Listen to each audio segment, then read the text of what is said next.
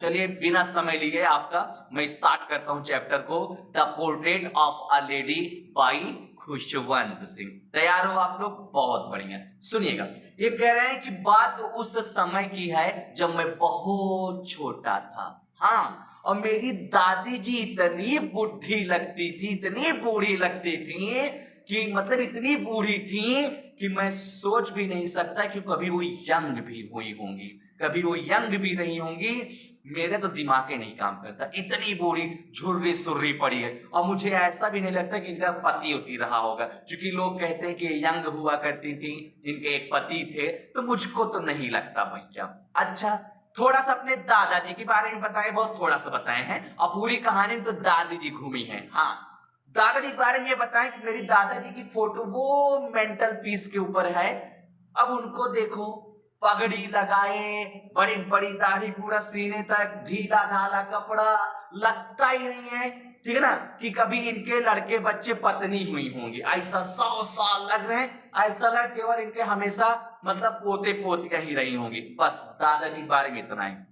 अब आगे कहानी सुनो, बड़ी प्यारी कहानी है। अभी बता रहे हैं खुशवंत सिंह, मैं छोटा था तो अपनी दादी जी के ही साथ रहता था, क्योंकि मेरे मम्मी पापा, ठीक है ना, शहर गए थे काम से, ठीक है ना, वहां पे रहते थे शहर में। तो जितना काम, जो काम मम्मी को करना चाहिए, सारा काम दादी जी करती थी। नहलाना, धुलाना, कपड़ा पहनाना, स्कूल के लिए तैयार करना, हर चीज हर चीज।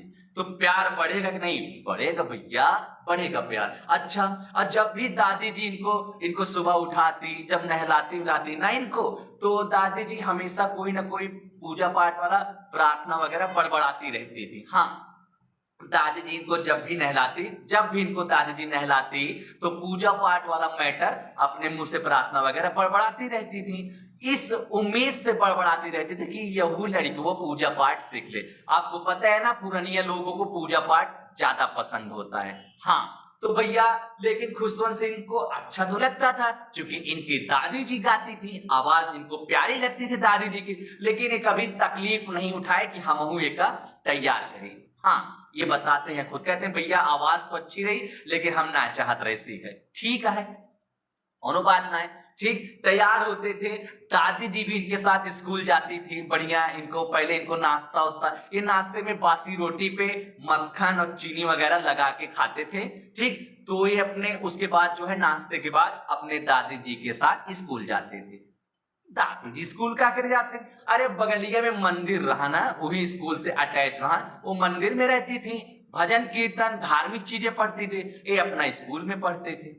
और जब दोनों लोग समाप्त होते थे, लौटानी अपना साथ साथ लौटते थे, तो जितने भी गली के कुत्ते रहते थे, सबको दादी जी रोटी देती थी। घर से रोटी लेके आते थी, बासी रोटी सबको खिलाते थे, और सब कुत्ते आपस में लड़ते गुर्राते हुए पीछे पीछे घर तक इनके आते थे। अच्छा, ओके, बड़ा प्यारा माहौल चल रहा था ना गांव वाला। एक दिन शहर से बुलावा आ जाता है, मम्मी पापा कहते हैं कि काम करो, वहां पे हमको अच्छे से हम लोग सेटल हो गए हैं, आइए आप लोग भी।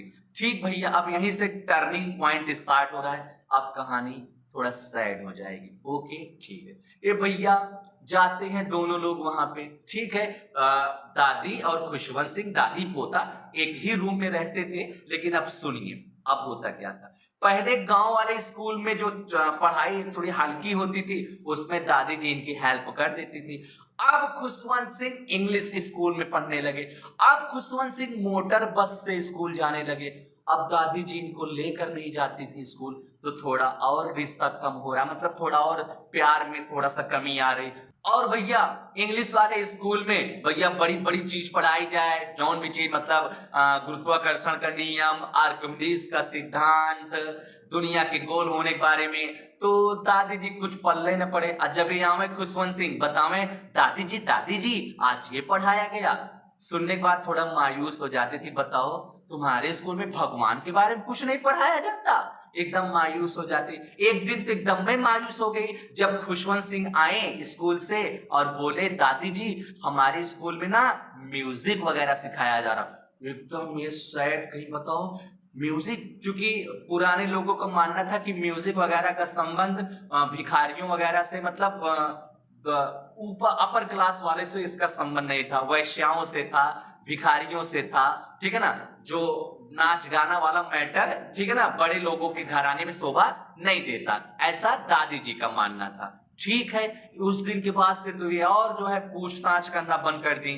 ठीक है, अच्छा अब सुनिए, स्कूल लाइफ तो खत्म हुई, अब जो है खुशवंत सिंह को भैया यूनिवर्सिटी की पढ़ाई करनी है, यूनिवर्सिटी की।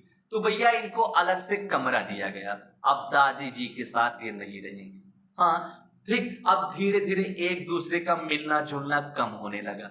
ठीक है भैया, ये इस चीज को भी दादी जी स्वीकार कर लें, कोई बात नहीं, ठीक है। अब ये क्या करती थी दादी जी, पहली बात तो गली वगैरह में नहीं जाती थी, कुत्ते को रोटी भी खिलाएं, ये भी छिन गया इनसे। दूसरी चीज अब इनका पोता भी इनके साथ नहीं रहता था, अब ये क्या करें, अब ये चरखा चलाती थी, चरखा काटती थी और अपने वही शहर वाले घर के आंगन में पक्षियों को, पक्षी आती थी उनको रोटी का टुकड़ा खिलाती थी और अपना माला वगैरह जाप करती थी, जपती थी माला लेके हाथ में ऐसे ऐसे। ठीक, दिन बीतता गया भैया, और चिड़ियों से इनका बहुत लगाव था। चिड़ियां आती थी कहीं इनके हाथ पे पैर पे, मुड़वा बैठ जाती थी, बहुत खुश होती थी, किसी को भगाती नहीं थी, कोई चिड़िया को ऐसे भगाती नहीं थी किसी को। अच्छा, बहुत अच्छी जिंदगी कट रही थी। एक दिन हुआ क्या, सुनिए, इनको जाना पड़ा भैया विदेश, वो भी 5 साल के लिए, आगे की पढ़ाई के लिए। अच्छा, दादी जी आती हैं स्टेशन पे इनको विदा करने के लिए। दादी जी ज्यादा कुछ बोलती नहीं है, इनका प्रेयर चलता रहता है, अपना बड़बड़ाती रहती हैं, इनके लिप्स हिलते रहते हैं। ये और इनका पोता मन में सोचता है, वो भी मायूस हो जाता है कि अब मैं 5 साल बाद आऊं तो पता नहीं मेरी दादी जिंदा हो या ना हो, ठीक है ना।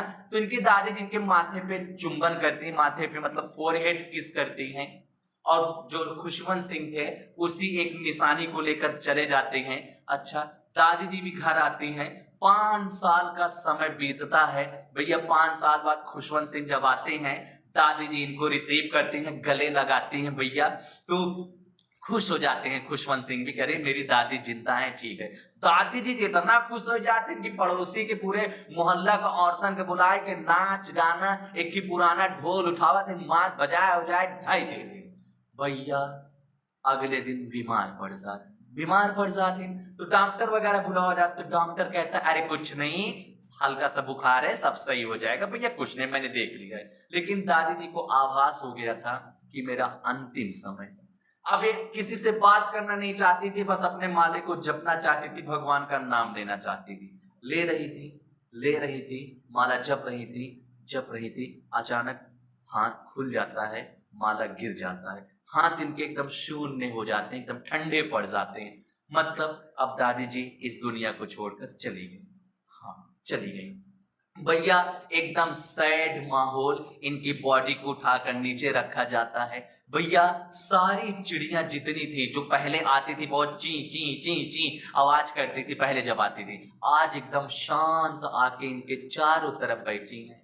अब खुशवंत सिंह की मम्मी सोचते हैं लाओ पक्षियों को रोटी मैं दे दूं, देती तो है लेकिन एक भी पक्षी टुकड़े को टच नहीं करती, क्योंकि आज वो लोग विलाप कर रही हैं कि इनकी मलकिन चली गई है भैया। एकदम सैड। जब कुछ देर बाद अर्थी वगैरह मतलब जो था तिथि वगैरह तैयार होती है भैया, मतलब जो बनता है चिता वगैरह पे ले जाना है, दादी जी को लेटाना है भैया। इनको जब उठा के घर से ले जाया जाता है, जिधर दादी जी को लेकर सब जाते हैं उधर सारी चिड़िया भी उड़ जाती है।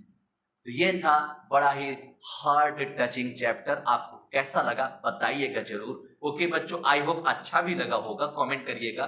तो ऐसे ही प्यारी सी वीडियो लेकर फिर से आपसे मिलूंगा, तब तक के लिए बच्चों all the best and take care.